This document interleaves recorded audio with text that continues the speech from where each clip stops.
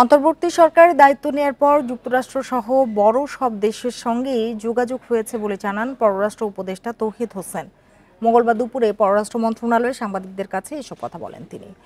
তৌহিদ হোসেন আরও বলেন, দেশের বিভিন্ন খাতে সংস্কারের জন্য তরুণ সমাজের আত্মত্যাগ স্মরণীয়। এর মধ্য দিয়ে একটি সম্ভাবনা তৈরি হয়েছে। প্রিয় নম্বর সেট করে বিকাশে সেন্ড মানি করুন ফ্রি।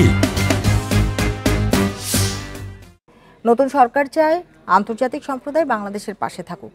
এ সময় এক প্রশ্নের জবাবে উপদেষ্টা বলেন, উন্নত চিকিৎসার জন্য বিএনপি চেয়ারপারসন খালেদা জিয়ার বিদেশ যাওয়ার বিষয়টি স্বাস্থ্য মন্ত্রণালয়ের এখতিয়ার। এক্ষেত্রে পররাষ্ট্র মন্ত্রণালয়ের কিছু করণীয় নেই।